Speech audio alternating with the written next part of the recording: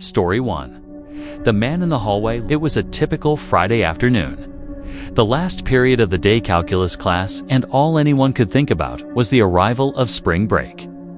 The air in the classroom buzzed with restless energy. Some students tapped their pencils rhythmically on desks. Others whispered about their weekend plans.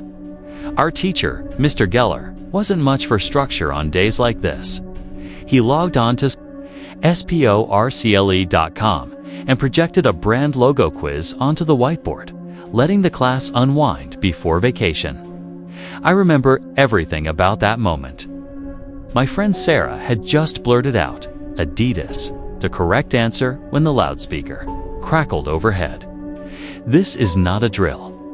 All teachers initiate lockdown protocol immediately. The voice belonged to Mr. Dawson, our normally calm and composed dean. But today, he sounded panicked, shaken like someone staring death in the face. My skin prickled instantly, and Mr. Geller's eyes went wide with alarm.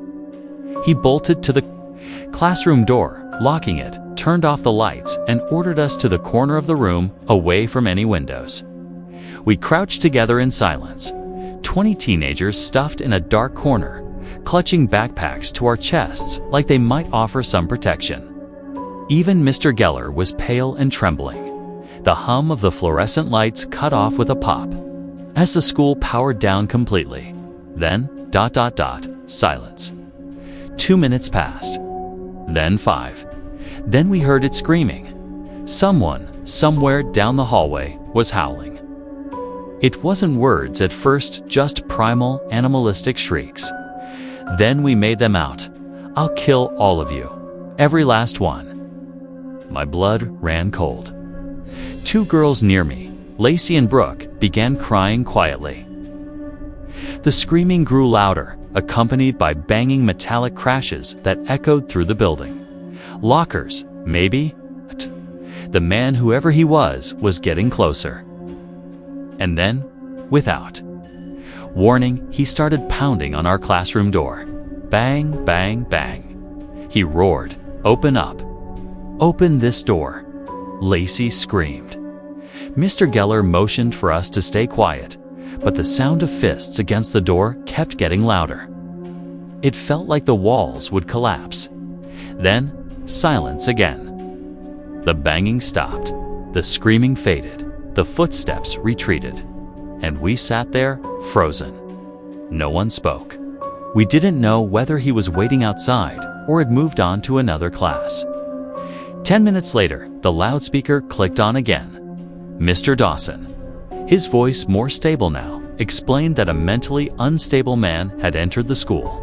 He'd assaulted the front desk receptionist, who ran screaming from the building, and no one knew whether he was armed. The school had no cameras, no security, just unlocked doors and hopeful teachers. They hadn't found him.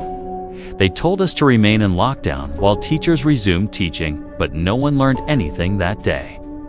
That night, a janitor found the man hiding in a storage closet at the back of the school. Rumors flew. They said he had a .44 Magnum in his coat pocket. They said the janitor tried to act casual, left the closet door ajar, but by the time the police arrived, he was gone. To this day, no one knows who he was or where he went. But I'll never forget the sound of that fist on our classroom door, the way it made the world feel like it was ending. Story 2. The house across from school, a creepy, true lockdown story. It was early October, one of those cloudy, cold days where the sky looks like a giant gray sheet. I was in 7th grade, and it was the first lunch period of the day. Rain had started falling lightly, speckling the blacktop outside. Kids were standing in line at the cafeteria, laughing, shouting typical stuff. Then we heard it.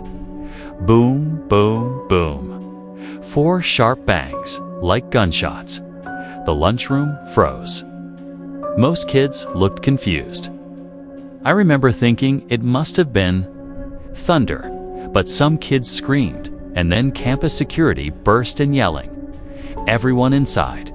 Now, lockdown. Move. Chaos exploded. Lunch trays hit the floor. People dropped food. Friends grabbed each other's arms as they were shoved into the multi-purpose room, a huge gym-like space with glass walls at the back. Adults were sprinting to close curtains and cover every visible part of the windows. The energy in the room turned from confused to terrified. I huddled in the corner with my friends, Eric and Mia.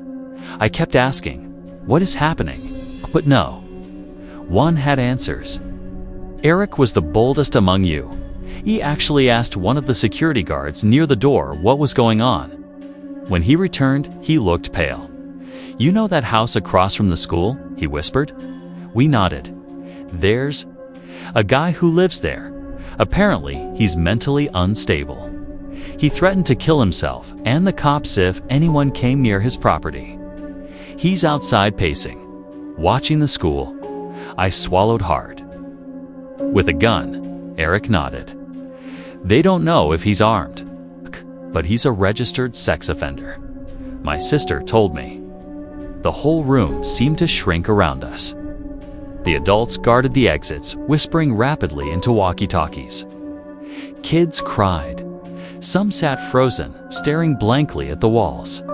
We stayed locked in there for over an hour. That room felt like a cage, like we were fish in a glass tank, waiting to be cracked open. When the lockdown finally lifted, we were taken back to class one by one, like prisoners being transferred. The teachers didn't say much, just gave us worksheets and kept glancing out the windows. But that night, the truth came out. My friend Brandy lived across from that same house. She told me what really happened. Apparently, the man had barricaded himself in his house when he was served an eviction notice. When police approached, he began cutting his arms and writing messages on his front windows in blood. "Don't come here or I'll kill you." It wasn't Halloween decorations. He used his own blood. People thought it was fake.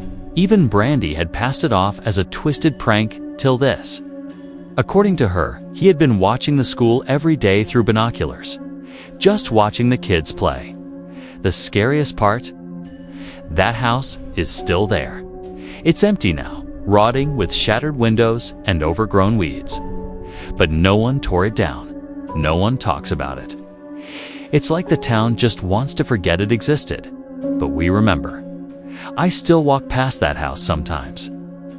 And I always feel someone watching from the dark, broken window. Story 3. The man in the basement. I had just graduated from college and landed a job at my old high school. It was a temporary position, basically a computer lab assistant and tech support for the school's outdated network. I was stationed in the school basement, which most students didn't even know existed. The place was a maze of old lockers, janitor storage rooms, and dusty hallways filled with unused desks. My workspace, however, was surprisingly nice. 3 large desks, 2 mini fridges, and a flat screen mounted on the wall. The best part? Air conditioning. It was the only place in the school that wasn't a sweatbox. The first few weeks were uneventful. I mostly helped teachers with printer issues or re-imaged slow desktops. My coworkers, Dave and Gary, were old. Teachers who knew the building inside and out. They were cool, supportive, and left me alone when I needed space. Then one day, everything changed. It was a rainy Wednesday, and both Dave and Gary were upstairs during the lunch period. I was alone, eating a sandwich, scrolling Reddit, when my phone rang. It was the front office, locked down. Now, this is not a drill. Turn off all lights. Stay hidden. Possible armed intruder, the secretary whispered. I froze. This wasn't one of those scheduled drills we used to ignore in high school. There was a weight in her voice, something urgent and scared. I turned off the overhead lights, shut my laptop, and hunkered behind one of the desks. The office didn't have a door, just a wide opening that faced the hallway. Worse yet, the basement door didn't lock. I texted Dave and Gary. No reply. Minutes crawled by. 10, 20, 30. My phone battery hit 15%. My nerves were unraveling. Then, the basement door creaked open. I sat completely still, heart pounding so hard I thought it would give me away. Hard, soft, careful steps, descending the stairs. Someone was down here. They weren't rushing or calling out names. They were walking slow, controlled, like they were hunting. I slid silently under my desk and covered my mouth. The footsteps grew louder, then stopped. Right outside my office, whoever it was didn't say a word. Then they stepped inside. I watched black boots cross the floor slowly. My eyes watered from holding my breath. That's when my phone buzzed a text from Dave. "Dude, stay hidden. Guy in red plaid shirt, shot Mr. Buckley, has a gun. Do not come upstairs." Asterisk, my stomach dropped. The boots stopped right next to the desk. I squeezed my eyes shut. My hand trembled. I could feel him watching me, even though I couldn't see him. Then I heard him whisper, "Hey, it's okay. I'm hiding too." I didn't move. I didn't speak. He knelt beside the desk. "You got another exit down here?" he asked, soft but direct. I stammered, "Why?" "Yeah, it's back hallway." "Good," he said. "Mind showing me?" His voice was calm to calm. It wasn't the voice of someone scared. I slowly looked up and saw his. Shirt, red plaid hat, jeans, muddy boots.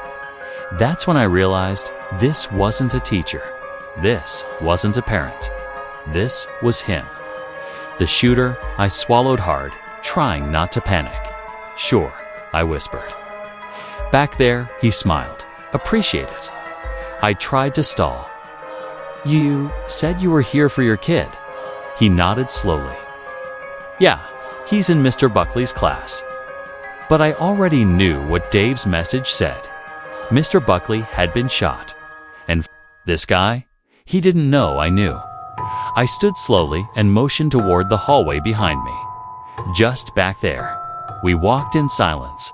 Each step felt like I was dragging myself toward a grave. Suddenly, a loud knock echoed from upstairs. Voices. Police shouting. Dogs barking.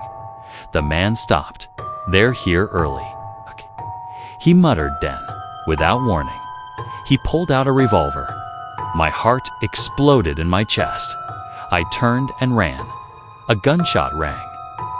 Out behind me, metal clanged, it hit a locker, another shot. Dust exploded from the wall. I reached the emergency exit door, slammed the push bar, and burst into the rain. Police officers turned toward me. I screamed, "He's armed!" Downstairs. They rushed past me as I collapsed to the sidewalk, soaked and shaking. Minutes later, they pulled him out, handcuffed. Blood on his shirt. Mr. Buckley had survived. Barely, the bullet missed his heart. By inches, no one knew why the man had targeted him. Some said it was personal. Others believed the shooter had been watching the school for weeks. What haunts me the most, though, was his face. Calm, collected, almost friendly. Like he wasn't even angry. Just empty. The school closed for a week after that. They added metal detectors and a full security team, but none of that mattered to me. Every time I hear a creaking door, I flinch. Every time I see a red plaid shirt in public, I freeze. Because I know what it's like to be hunted, and I'll never forget the moment I realized I was standing face to face with a killer. If this story chilled you to the bone, there's more where that came from. Subscribe to Fear and Tale, where nightmares are just the beginning. And remember, you never know who's standing right behind you.